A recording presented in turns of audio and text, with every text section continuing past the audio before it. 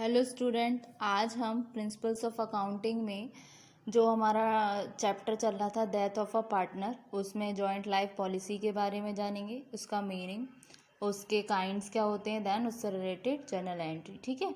और लास्ट वाले वीडियो में हमने डेथ ऑफ पार्टनर में क्या पढ़ा था, लास्ट वीडियो में कैलकुलेशन की थी डिसीज पार्टनर के शेयर ऑफ प्रॉफिट की, जिसमें हमने एक एंट्री भी की थी जो थी आपकी P&L suspense account debit to deceased partners capital account. ठीक है। फिर हमने उसके मेथड किए थे कैलकुलेट करने के लिए प्रॉफिट को। उसमें था हमारा 3 मेथड थे। फर्स्ट मेथड किस पे बेस्ड था आपका, एवरेज प्रॉफिट पे लास्ट ईयर्स के। इसमें प्रॉफिट जो था लास्ट ईयर का प्रॉफिट को ऐड करके फिर उसका एवरेज निकाल के उसकी कैलकुलेशन होनी थी, देन उससे रिलेटेड एंट्री थी। फिर हमने दूसरा मेथड किया था अपना second method on the basis of last year profit, जो लास्ट ईयर के प्रॉफिट पे बेस्ड था। फिर हमने किया था इसका थर्ड मेथड जो था आपका सेल्स पे on the basis of sales, जिसका फॉर्मूला था आपका net profit upon total sales in 200। ठीक है।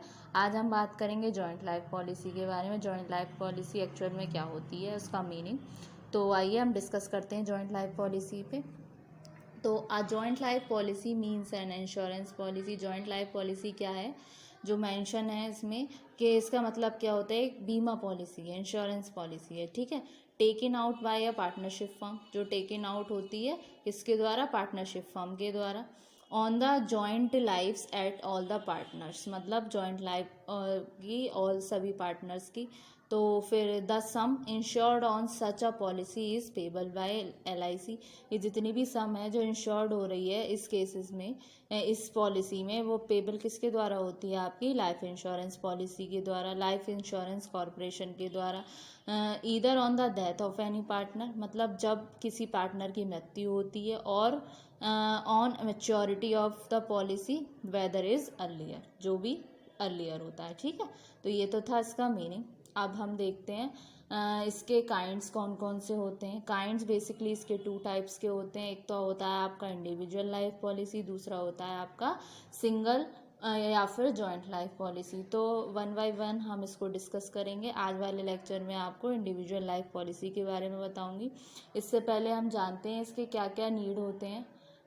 ब्रीफली मैं उसको आपको बता देती हूँ, इसके क्या नीड होते हैं, ऑब्जेक्टिव्स क्या होते हैं कोई भी जॉइंट लाइफ पॉलिसी को लेने में। ठीक है। इन case of sudden death of a partner, जब किसी पार्टनर की अचानक से मृत्यु हो जाती है तो पता है क्या होता है, जो एग्जीक्यूटर होता है डिसीज पार्टनर का, वो एलिजिबल होता है रिसीव करने के लिए कैपिटल डिसीज पार्टनर की, गुडविल हो गई, प्रॉफिट हो गई, उस डेट तक जब तक उसकी मृत्यु हुई है। और जैसे आपका रिजर्व हो गया, अनडिस्ट्रीब्यूटेड प्रॉफिट हो गया, इंटरेस्ट ऑन कैपिटल हो गया, प्रॉफिट हो गया आपके revaluation of assets and liabilities पे।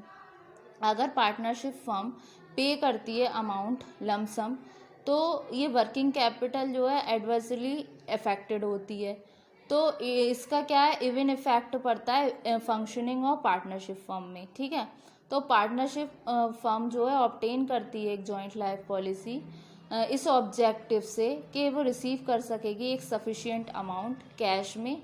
और अगर कोई सडन डेथ हो जाती है किसी पार्टनर की, तो ये मनी हेल्प करेगी अमाउंट को, मेकिंग पेमेंट ऑफ अमाउंट, उस अमाउंट से हम पेमेंट करने के लिए जो ड्यू होता है डिसीज पार्टनर का और वर्किंग कैपिटल का, जिससे डिसीज पार्टनर और जिससे कि आपकी working capital is also not affected. ठीक है। तो ये हो गया इसका नीड या फिर ऑब्जेक्टिव। अब हम आते हैं अपनी kinds of joint life policy पे। ठीक है। तो जॉइंट लाइफ पॉलिसी जैसा कि मैंने अभी बताया था 2 टाइप्स की होती है। तो फर्स्टली हम डिस्कस करते हैं individual life policy. Individual life policy क्या है, जब पार्टनरशिप फर्म ऑब्टेन करती है separate life insurance policy each partner की, तो वो टर्म्ड हो जाती है आपकी इंश्योरेंस लाइफ पॉलिसी। ठीक है। इस कंडीशन में separate insurance policy is taken on life of each partner. ठीक है। Amount of premium is paid off. फिर कैलकुलेशन क्या होती है डिसीज पार्टनर्स के शेयर की।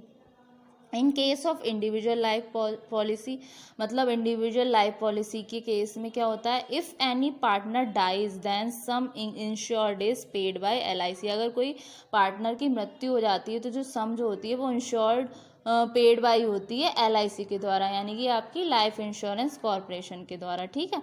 तो जो सरेंडर वैल्यू होती है कंटिन्यूइंग पार्टनर की लाइफ पॉलिसी और ऑल्सो डिटरमाइंड, वो भी निर्धारित होती हैं। तो फुल पेमेंट जो होता है डिसीज पार्टनर की पॉलिसी का और सरेंडर वैल्यू का अदर कंटिन्यूइंग पार्टनर का, वो उसमें एडिट हो जाते हैं। Out of this total amount the share of deceased partner as per P&L ratio is calculated, ठीक है। एडिट हो जाते हैं और इसमें से जो टोटल अमाउंट में से जो शेयर होता है डिसीज पार्टनर का, वो डिस्ट्रीब्यूटेड, वो एज पर हो जाता है आपका profit and loss sharing ratio के हिसाब से उसको कैलकुलेट कर लेते हैं, ठीक है। अब हम करते हैं इसकी journal entry. Individual life policy के केस में फर्स्ट आता है आपकी condition, sum insured for deceased partner being due, ठीक है। इस कंडीशन में एंट्री बनेगी आपकी life insurance corporation account debit to deceased partners life policy account, यानी कि जो अमाउंट है वो ड्यू जो हो रही है उसकी डेथ पे, तो उसके नरेशन में क्या आएगा, being amount due on death, ठीक है।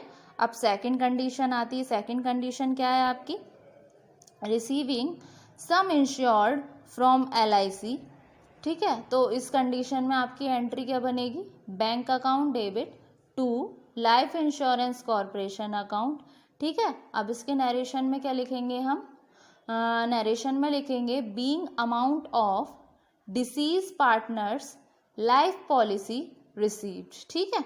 ये हो गई आपकी दो एंट्री। अब इसकी थर्ड एंट्री आती है जो कि है on distributing some insured of deceased partner amongst all partners in profit and loss ratio, मतलब जो डिस्ट्रीब्यूशन हो रहा है सम का इंश्योर्ड ऑफ डिसीज पार्टनर है अमंग ऑल पार्टनर्स में P&L रेशियो में, ठीक है। तो इसकी एंट्री है deceased partners life policy account debit to all partners capital account, यानी कि जो आपकी अमाउंट है डिसीज पार्टनर्स लाइफ पॉलिसी की, वो ट्रांसफ़र हो रही है ऑल पार्टनर्स के कैपिटल अकाउंट में उनके प्रॉफिट शेयरिंग रेशियो के हिसाब से, ठीक है।